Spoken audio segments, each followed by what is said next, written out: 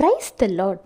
நம்ம வாழ்க்கையில் நம்ம ஆசீர்வாதங்களை சுதந்திரித்து கொள்ளணும்னு எவ்வளோ ஆவலாக இருக்கோமோ அதே அளவுக்கு நாம் அந்த ஆசீர்வாதங்களை சுதந்திரித்து கொள்ள எப்படி ஜெபிக்க வேண்டும் என்பதையும் நாம் கற்றுக்கொள்ள வேண்டும்.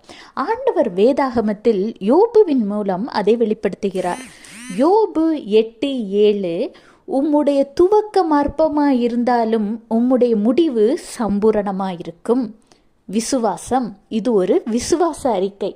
நம்மளுடைய வாழ்க்கையில் நாம் ஒரு காரியத்தை அடையணும்னா, ஒரு இலக்கை நாம் அச்சீவ் பண்ணணும்னா ஃபெய்த் ரொம்ப முக்கியங்க.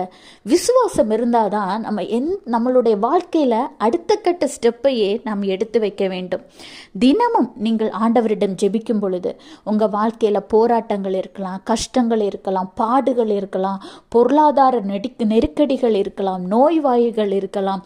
இன்னி கூட ஸ்கூல்ஸ் ஓப்பன் ஆகும் பொழுது அவங்களுக்கு ஃபீஸ் கட்டணும், காலேஜ் ஃபீஸ், இப்படி எவ்வளவோ பிரச்சனைகள் இருந்தாலும் ஆண்டவரை நோக்கி, ஏசப்பா உம்முடைய துவக்கம் இது அற்பமாக இருந்தாலும் உம்மால் இதன் முடிவு சம்பூரணமாக இருக்கும் என்று நான் விசுவாசிக்கிறேன் என ஆண்டவரிடம் விசுவாச அறிக்கை செய்யுங்க.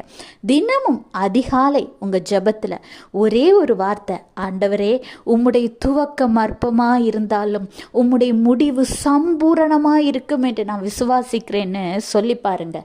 ஒரு வாரம் நீங்கள் தினமும் உங்கள் ஜெபத்தில் இந்த வார்த்தையை யூஸ் பண்ணுங்க. ஆண்டவருடைய வார்த்தைகள் பொய்யாகதில்லை. நீங்கள் விசுவாசத்தோடு இந்த வார்த்தையை தினமும் உங்கள் வாழ்க்கையில் நீங்கள் சொல்லி ஜெபித்து பாருங்க. உங்கள் வாழ்க்கையில் ஒரு பெரிய மாற்றத்தை, ஒரு பெரிய அச்சீவ்மெண்ட்டை நீங்கள் அடைவீங்க. ஒரு பெரிய ஆசீர்வாதம் உங்களை வந்தடையும். Have a blessed day. Jesus bless you.